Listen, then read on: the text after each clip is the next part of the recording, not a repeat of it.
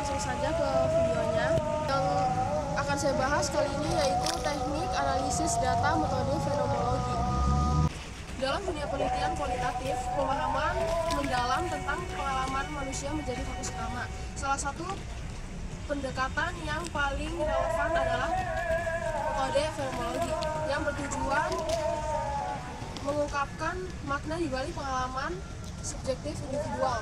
Pendekatan ini lahir pada pemikiran filsuf Jerman Edmund Husserl yang menekankan bahwa kebenaran dapat ditemukan melalui pemahaman langsung terhadap pengalaman. Fenomenologi menjadi sangat relevan dalam berbagai bidang seperti pendidikan, kesehatan, dan psikologi, di mana pengalaman manusia tidak dapat sepenuhnya dipahami melalui angka atau statistik.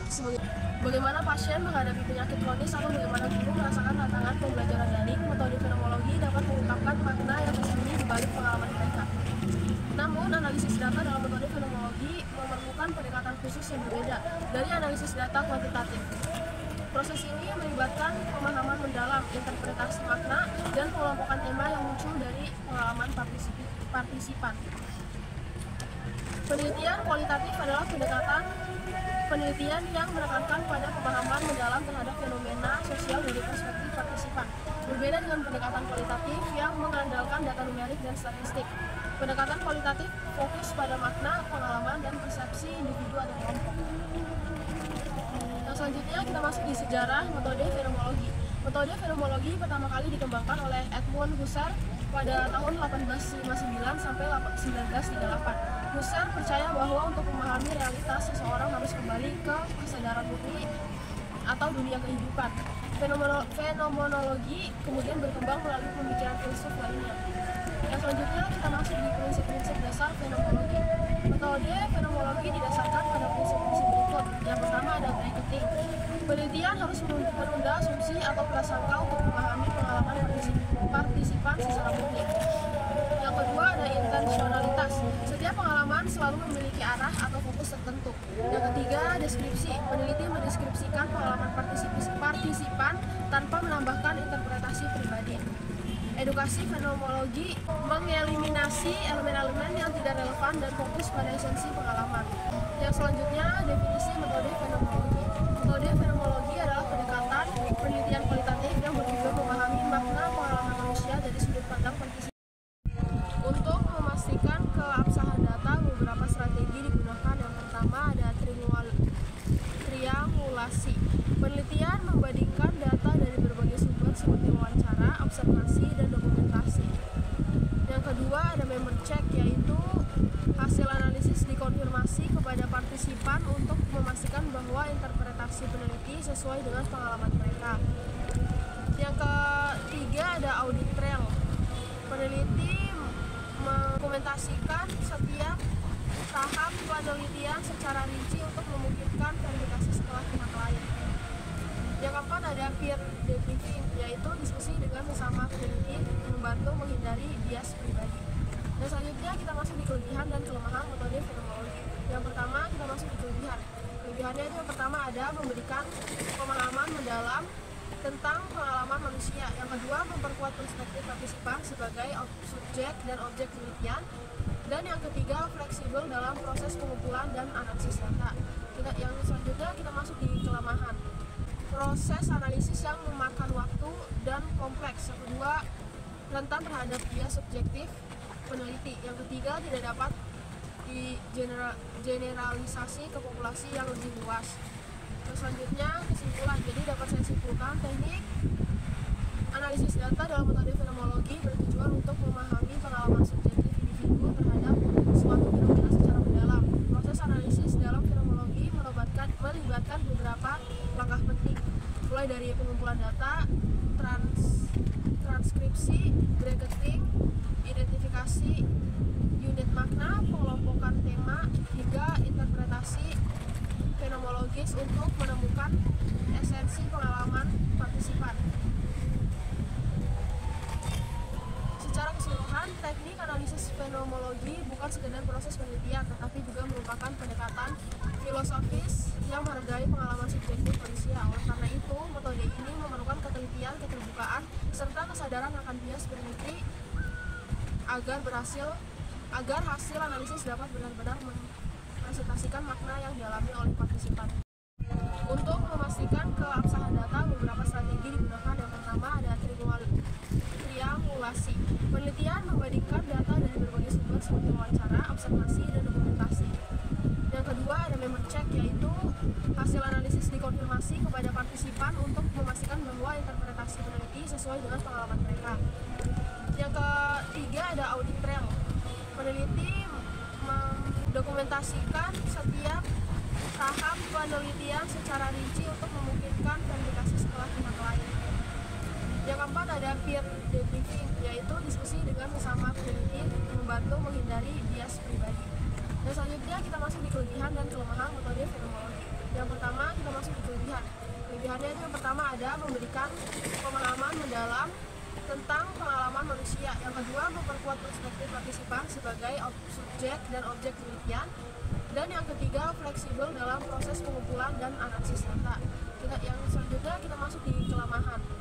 Yang pertama proses analisis yang memakan waktu dan kompleks. Yang kedua rentan terhadap bias subjektif peneliti. Yang ketiga tidak dapat digeneralisasi ke populasi yang lebih luas. Terus selanjutnya kesimpulan. Jadi dapat saya simpulkan teknik analisis data dalam metode fenomenologi bertujuan untuk memahami pengalaman subjektif individu terhadap suatu fenomena secara mendalam. Proses analisis dalam fenomenologi melibatkan beberapa langkah penting, mulai dari pengumpulan data, transkripsi, bracketing, identifikasi unit makna, pengelompokan tema, hingga interpretasi fenomenologis untuk menemukan esensi pengalaman partisipan.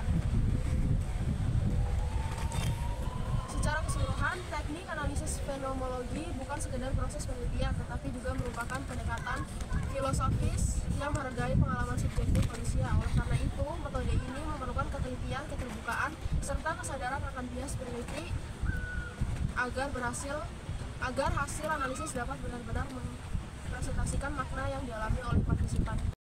Untuk memastikan keabsahan data, beberapa strategi digunakan. Yang pertama ada triangulasi. Penelitian membandingkan data dari berbagai sumber seperti wawancara, observasi, dan dokumentasi. Yang kedua ada member check, yaitu hasil analisis dikonfirmasi kepada partisipan untuk memastikan bahwa interpretasi peneliti sesuai dengan pengalaman mereka. Yang ketiga ada audit trail. Peneliti mendokumentasikan setiap tahap penelitian secara rinci untuk memungkinkan verifikasi setelah pihak lain.